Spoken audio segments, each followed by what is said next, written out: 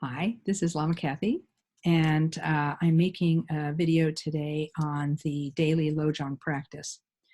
Um, when we introduced the Transforming Emotions book club for the summer, I said that I was hoping that the book club would become a little bit of a life-changing experience. Maybe that was an overstatement, but what I wanted to do was I wanted to not just study the book, The Great Path of Awakening, but also to do the Lojong practice, which Jamgon Kongtrul the Great describes in the book.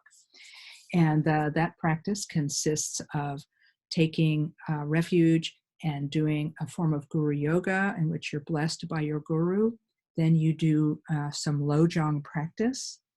And at the conclusion, you recite the dedication of merit. And so this short practice, which if you do it in its very shortest form could take 5 to 7 minutes, is a practice that I want everybody to try to do every day if they can, or as just as often as they can during the 6 weeks that we're studying the book. And the reason I wanted to do this was because Khenpo Karthar Rinpoche told me a number of years ago that the Great Path of Awakening, if we do the practice and we do everything that's in the book, it's actually a complete path to awakening. And so that when a person is doing Lojong practice, that they actually can have an on-the-cushion prayer practice that supports what they're doing.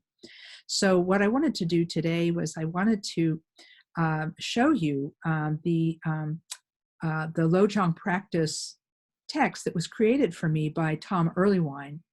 And it is on the Transforming Emotions Eventbrite as the Lojong Practice mobile version. So I'm going to do a little screen sharing with you here and see if I can get to that particular screen. Okay, and see if I can share that screen. So, okay, so it looks like we got it. We accomplished it. And so here is our daily Lojong practice. So it's a guide to studying the Great Path of Awakening. And I devised this in 2016. So the idea of a spiritual practice that transforms the way we experience is a notion with great appeal. And then we say we need a discipline. And so Lojong is our discipline. Lo is the Tibetan word for mind, and Jong means training. And in Lojong, we train our thoughts to be more kind and loving toward ourselves and then toward others, which helps us to reduce mental afflictions and particularly selfishness, which according to the Four Noble Truths of the Buddha is one of the root causes of all of our mental afflictions. So the practice, the Lojong practice, is comprised of these parts: refuge and bodhicitta, a lineage prayer, guru yoga, contemplating the four reminders, contemplating ultimate bodhicitta, contemplating relative bodhicitta, and the 7-branch prayer. Well, we haven't necessarily learned all of these things yet. So for us, our practice may just be the refuge prayer, the lineage prayer, the guru yoga, and doing a little bit of the relative bodhicitta practice of Tonglen. But we can all end with the 7-branch prayer. So you don't have to do all of these parts. If you actually did all of these parts, it would probably take you more like 40 minutes, not 5. The refuge prayer, we begin by reciting the refuge prayer 3 times. Until I reach enlightenment, I take refuge in all the Buddhas and in the Dharma and the Sangha.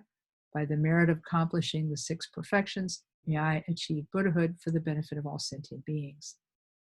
And then after that, we are then asked to imagine our root guru sitting on a lotus and moon seat above our heads. The guru's form is made of light. He is radiant and his face is happy and smiling. And we think that in that form of the guru, which we can either see in our guru's actual form or perhaps maybe in the form of the Buddha Shakyamuni, we think that this light-made Buddha sitting on top of our heads and facing out the same way we are is above our heads. And then it says, with intense respect and devotion, repeat the lineage prayer, which is titled Soothing the Pain of Faith, if you wish. And so then the text gives this lengthy prayer, which you can say if you want to, but you don't need to. It's not required. I had it included in this. I had it included in this particular iteration because I wanted people to see it and have the option to use it. I just want to draw your attention to the second verse here, because this verse prays to all of the beings who gave and received and practiced the Lojong teaching. So it's literally the lineage of Lojong practice. So it starts with Shakyamuni and his regent Maitreya, to the noble Asanga and the learned Vasubandhu, to the two masters, Sena and Gunamitra, and to Simhabhadra. Bless me with the full development of love, compassion, and bodhicitta, and the ability to dismiss and dispel. In the footnotes, it says that we learn to dismiss ego fixation through our Lojong practice and dispel mental afflictions. So this actually lists the complete lineage of Lojong masters. And we won't be going through the prayer right now because it is rather lengthy. But if you would ever get the chance to actually recite this prayer, it'd be lovely if you could. But most of us don't have that kind of time. So if we're doing the 5-minute Lojong practice, we will recite the Refuge Prayer and then go straight to the Guru Yoga prayer. Jamgon Kongtrul explanation says that we could recite it 100 or 1,000 times, but most of us just do not have the kind of time for that. 3 times or 7 times will be all we can do. So thinking that the Guru is above your head, we pray, I pray for your blessing, my Guru, great and completely worthy spiritual friend.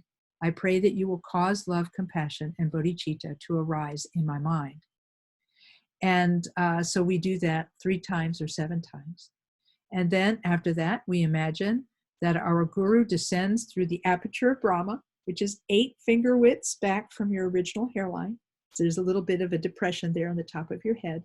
And we think that the Buddha or the Guru dissolves in through the top of our head and comes to rest in our heart in an open shell of light. It's like a halo of light that the teacher is contained within. And so he says that this Guru Yoga should begin every period of meditation. Now, once we've thought of the Guru as resting in our heart, we can think that we've taken a blessing from our Guru, but we don't need to dissolve the form of the Guru or think about the Guru again during the practice unless we need to help us remember. Now, it says, contemplate at least briefly, at least one of the 4 reminders, our precious human birth, impermanence and death, karma, cause and effect, and the defects of samsara. Again, with the 5-minute practice, you're probably not going to have time to do anything more than to think about one of them briefly. The precious human birth, we can think, wow, we're very lucky to be here, but we're not going to be here forever. That's impermanence. And karma is real, and samsara has many defects, and therefore I pray that I come to understand the reminder of why Dharma practice is important. Then the text teaches the ultimate bodhicitta contemplation and meditation. This is lengthy and will not be part of the 5-minute practice. So we're going to bypass that.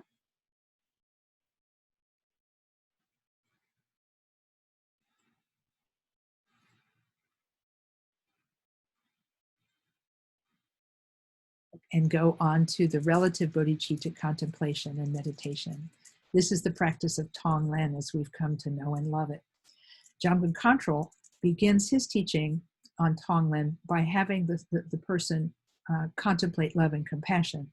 They can do this by thinking of someone for whom who has had and shown them unconditional love.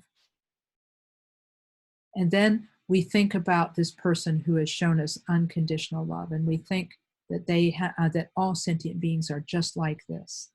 And because all sentient beings are just like this person who loved me, I need to help all of them be free from suffering.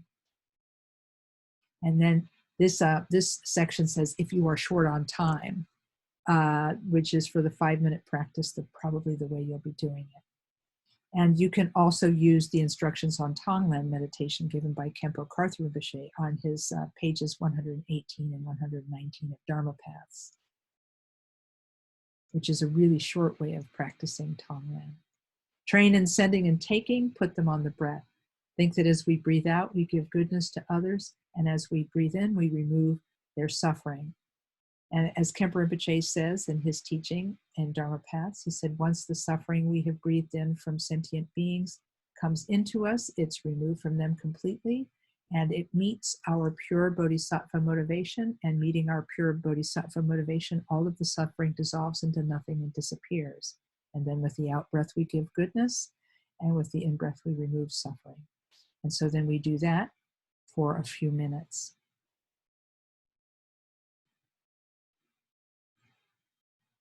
Then, at the conclusion of our Tonglen practice, we rest our mind in emptiness for just a moment or two, and then we dedicate our merit. And the 7-branch prayer, which is here, is the prayer that we would recite at the conclusion. With complete faith I bow to all the victorious ones and their sons who abide in the 10 directions in 3 times. And we recite that prayer to the very end, and that concludes our daily Lojong practice.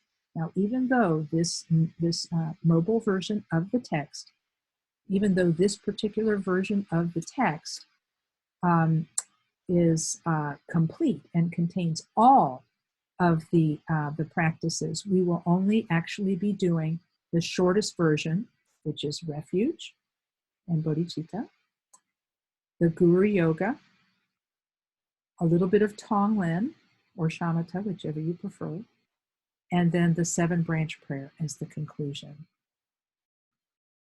So thanks very much for watching this short video, and I look forward to seeing you in book class. Have a great day. Om Mani Padme Hum.